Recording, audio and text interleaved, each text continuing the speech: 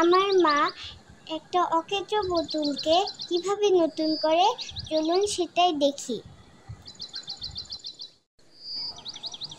আসসালামু আলাইকুম। আমাদের এই ছোট্ট চ্যানেলে সবাইকে স্বাগতম।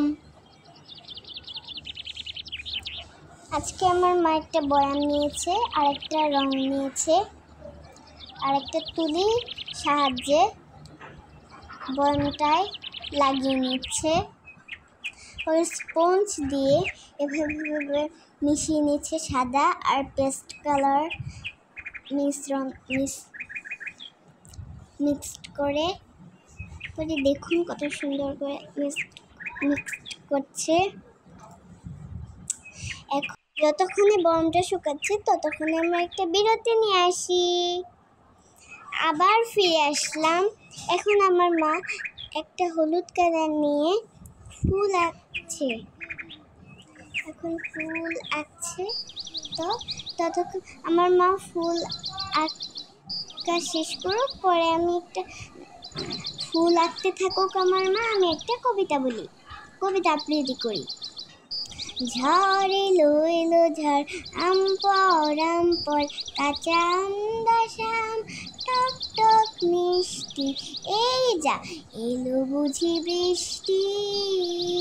টুপটাপ পরে আম, পিছনে আর সামনে, চট করে গোটা দুই, ঠাসা ঠাসা আমনে, তারপর দেনা ছুট, চল চল জলদি, নইলে যে বৃষ্টিতে ভিজে হবে সর্দি, আর তাতে হবে আমার সৃষ্টি। এই যা এলো বুঝি বৃষ্টি। সর্দিটা হলে পরে আম খাওয়া বন্ধ, কাঁচা হোক ডাসা হোক সবটাই বন্ধ। তার চেয়ে চলো যাই করি কিছু খাটনি, নুন ঝাল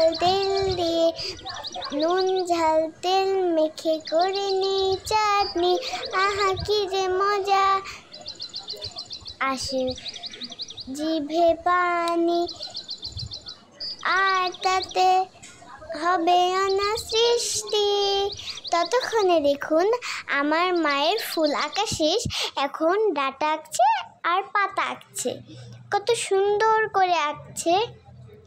এখন প্রায় শেষ হয়ে গেছে। অনেক সুন্দর হচ্ছে মা, তুমি এত সুন্দর আঁকতে পারো। মা আমাকেও বলেছিল যে আমারটা এত বেশি ভালো হয় না। মা বলেছে যে আমারটা কিছুদিনের মধ্যেই খুব ভালো হবে, আর একটু বড় হলেই আমারটা অনেক ভালো হবে। আচ্ছা চলুন দেখি আমার মায়ের হয়েছে কিনা।